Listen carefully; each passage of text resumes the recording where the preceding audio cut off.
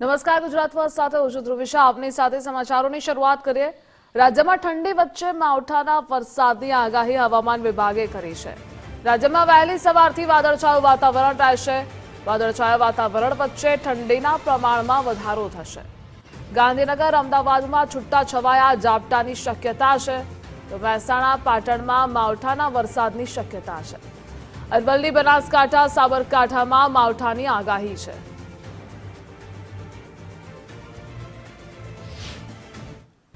અમદાવાદ સહિત રાજ્યભરના વાતાવરણમાં પલટો આવે તો નવાય નહીં, કેમ કે હવામાન વિભાગ દ્વારા આગામી 27 અને 28મી ડિસેમ્બરના રોજ વરસાદની આગાહી કરવામાં આવી છે, જેની અસર અમદાવાદમાં જોવા મળી રહી છે. આપ જોઈ રહ્યા છો, આમ તો સામાન્ય રીતે 8 વાગે છે ત્યારે સવારના સમયે 8 વાગ્યાનો સમય હોય છે ત્યારે તડકો જોવા મળતો હોય છે, પણ હાલની વાત કરું તો તમે જોઈ રહ્યા છો એસજી હાઈવે વિસ્તાર છે કે જ્યાં સવારનો 8 વાગ્યાનો સમય ઉપરાંત થઈ ગયો છે, તેમ છતાંય હજુ તાપ નથી અને વાદળછાયું વાતાવરણ જોવા મળી રહ્યું છે.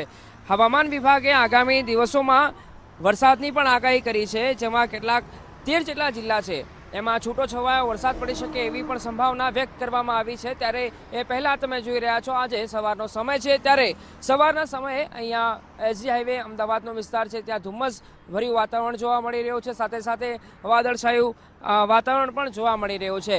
ઠંડીની વાત કરું તો પાછલા કેટલાક દિવસોમાં ઠંડીનું પ્રમાણ વધી રહ્યું હતું, પણ ગઈકાલથી ઠંડીનું પ્રમાણ મહદઅંશે ઓછું થયું છે. જે તાપમાનનો પારો અત્યાર સુધી 14 થી 12 ડિગ્રી સુધી જોવા મળ્યો હતો, તે 8ની વાત કરું તો 15 થી 17 ડિગ્રી સુધી હાલ જોવા મળી રહ્યો છે.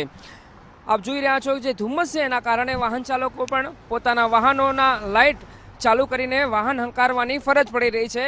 સાથે સાથે જે વાતાવરણ છે એ વાતાવરણમાં પવન પણ જોવા મળી રહ્યો છે, જેના કારણે લોકો ઠંડીનો અહેસાસ પણ કરી રહ્યા છે. પણ હકીકતમાં જે ઠંડીનું પ્રમાણ છે એ મહદઅંશે ઘટ્યું છે, પણ સાથે સાથે વાતાવરણમાં વાદળછાયું વાતાવરણ જોવા મળી રહ્યું છે અને પવન પણ જોવા મળી રહ્યો છે, જેના કારણે લોકો ઠંડીનો અહેસાસ કરતા જોવા મળી રહ્યા છે. કેમેરા પર્સન નરેશ રજોરા સાથે અર્પિત દરજી, ગુજરાત ફર્સ્ટ, અમદાવાદ.